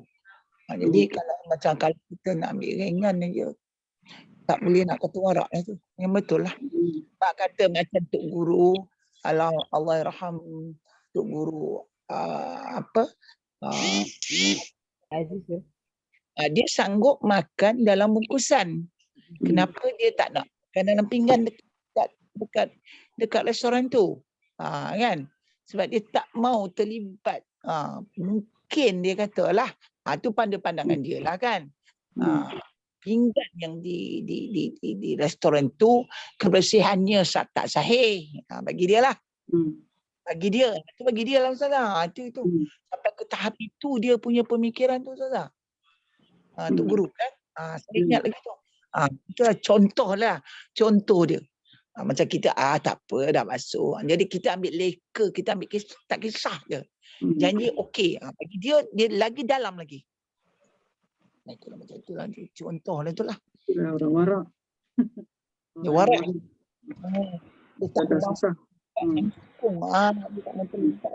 Sampaikan dia kata dia sanggup pakai tangan daripada pakai sudu garpu tu. Kan? Tangan ni dia dah sahih, ini Allah bagi dia kata kan. Walaupun dia basuh cerana kita tak nampak kesahihan basuh kebersihan itu sangat-sangat, tapi bagi dia suci tak bersih dengan air itu dengan niat dia dah rasa itu bersih. Tak sama dengan sudu garpu yang dibasuh di kedai tu. Sampai macam tu Ustazah. Saya betul lah. Kita sanggup buat macam tu kan? Tak kita. Kita sanggup kan buat macam tu kan? Kita sanggup buat macam tu. Waraknya dia. Kita tak warak. Salah satu warak lah yang saya ingat dan saya baca lah. Saya ingat sampai tahap itulah Ustazah, betul tu. Kan? Nanti cakap itu yang kamu ingat lah. Apa-apa buku yang kamu dah baca, kamu ingat itulah. Tahap itulah yang warak itu. Banyak lagi perkara Ustazah. Okey. Cakap tu. Okey. Mungkin yang lain-lain ada baca banyak lagi buku-buku. Buku-buku yang lebih dalam lagi. Kita ni Ustazah, kalau kita tengokkan 1 sampai 10 tu sebagai manusia biasa ni susah jugalah kan. Tetapi agaknya lah sebab itulah kita diminta istighfar hari-hari Ustazah. Istighfar hari-hari. Pasal kita tak boleh elak kan kadang tengok orang 2-3 kali jaga lidah. Itulah Allah Ta'ala kata bertaubat hari-hari kita cakap istighfar lepas ayat istighfar tu. Kita tak lari daripada benda-benda yang Ustazah senarai kata begitulah. Sedikit sebanyak kan kita terlibat jugalah walaupun jenuh dan jaga. Nampak. Keluar daripada rumah memang akan ada lah benda tu kan. Itu sebenarnya orang ada malas nak keluar tu. Malas nak keluar. Tambah-tambah lah kalau pergi shopping komplek ke apa benda. ya betul. Kot tu lah. akan terserempak dengan benda yang macam tu. Yang penting. Banyakkanlah zikir, istighfar kan. Ya. Betul. Banyakkan. Ya. Zikir, istighfar kan kita mesti duduk. Mana ada tempat-tempat ni, maknanya qiyamah wa qu'udan, masa berdiri ke, masa tidur ke, masa duduk ke, masa wa ala junubikum, berbaring ke. Ingat je istighfar. Ingat je istighfar. Mana kita ingat, kita istighfar daripada apa-apa yang dosa yang telah kita buat pada hari itu. Taubat. Saya sambung minggu depan insya-Allah. Okey, insya-Allah. Ustazah, kalau masa kelas nanti Ustazah bawa satu buku lagi boleh Ustazah? Sebab ni Safia nak satu, saya ada buku satu je extra, buku ni lah. Buku ni. Buku ada lagi kat rumah. Laluan mudah ni ada lagi lah. Adalah. Sebab 2-3 lagi je. Intan nak satu Ustazah. Intan. Satu je. Zaliha kelas bahasa Arab Ustazah. Oh. Intan. Satu Maimun ada lah. Nanti Maimun bawa insya-Allah. Okey Okey. Jadi minggu ni cuti lama. Mana apa yang kita cuti ni? Minggu ni. Isnin. Sampai Rabu. Isnin Rabu. Isnin Rabu. Isnin dengan? Isnin apa ni? Lipa Bali. Lipa Bali. Rabu sambung lagi cuti. Rabu apa? Sekolah cuti Isnin sampai Rabu. Takut ada yang balik kampung lah. Yalah. Oh, sayang tu. Tak apalah kita mentelaah. Kita tengok recording. Masa doa belum lagi. Doa belum lagi. Doa. A'udzubillahi minasyaitonir rajim. Bismillahirrahmanirrahim. Alhamdulillahirabbil alamin. Wassalatu wassalamu ala asyrafil anbiya'i wal mursalin wa ala alihi wa sahbihi ajma'in. Allahumma inna nastaudi'uka ma 'allamtana fardudhu alaina inda hajatina ilayhi wa la tunsinahu ya rabbal alamin. Allahumma ya Allah, Allahumma inna na'udzubika minal hammi wal hazan wa na'udzubika minal ajzi wal kasal wa na'udzubika minal jubni wal bukhl. Na'udzubika min ghalabati ad-daini wa qahri rijal. Kita berdoa dengan salah satu daripada Asmaul Husna, ya Mukmin. Wahai zat yang maha dipercayai. Wahai zat yang menganugerahkan keamanan. Tu Mukmin tu. Zat yang maha dipercayai dan zat yang maha menganugerahkan keamanan. Allahumma ya Allah, Allahumma ya Rahman, Allahumma ya Mukmin. Ya Mu'min, Ya Mu'min, Ilahana. Ilahana Ya Allah, Ilahana Ya Rahman, Ilahana Ya Rahim. Aziqna halawatal iman, hatta nashhada annana nilna khayra ni'matin bil fadli wal ihsan. Wahfizna bifadlika minas syaitan, fahuwa yuharibuna fi hadzal kanzil masun.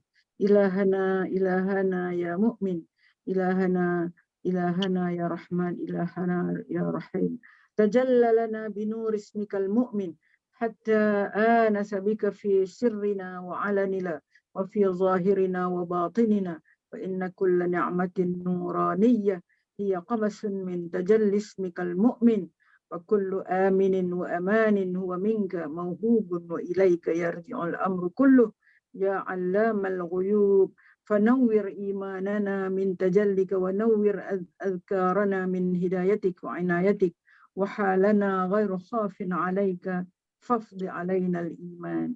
Wahai Tuhan kami ya Rahman ya Rahim ya Mu'min, Engkau telah menganugerahkan kepada kami rasa manisnya iman dan rasa aman sehingga kami bersaksi bahawasanya kami telah memperolehi sebaik-baik nikmat berkat anugerah dan kebaikan-Mu. Ya Allah, Ya Allah, Ya Mukmin, Ya Allah, Ya Rahman, Ya Rahim. Peliharalah kami dari tipu daya syaitan. Dia memerangi kami berhubung anugerah yang sangat bernilai itu. Ya Allah, perlihatkanlah cahaya nama-Mu Al-Mu'min sehingga kami merasa tenang dan bahagia bersama-Mu semasa bersendirian atau ketika disaksikan orang lain. Ada pada zahir maupun batin kami.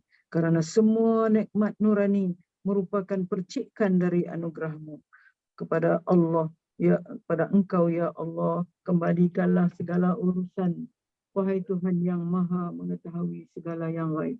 Maka terangilah keimanan kami dengan cahaya, memperlihatkan-Mu, dan terangilah ingatan kami dengan hidayah-Mu. Ya Allah, terangilah ingatan kami dengan hidayah-Mu dan pertolongan-Mu. Ya Allah, terangilah ingatan kami dengan hidayah-Mu dan pertolongan-Mu. Sesungguhnya keadaan kami tidak luput dari rasa takut kepadamu. Maka ya Allah, peliharalah iman dan rasa aman kami itu. Ya Allah, peliharalah iman dan rasa aman kami itu. Dan semoga salawat dan salam sentiasa dilimpahkan kepada Nabi kita, Rasul kita dan cahaya kita, Nabi Muhammad SAW, serta keluarga dan sahabat baginda. Wassalamualaikum Muhammad wa ala alihi wa sahbihi ajma'in. Walhamdulillahi rabbil alamin. Minkum. Mina wa minkum. Taqabbal karim. Pasti.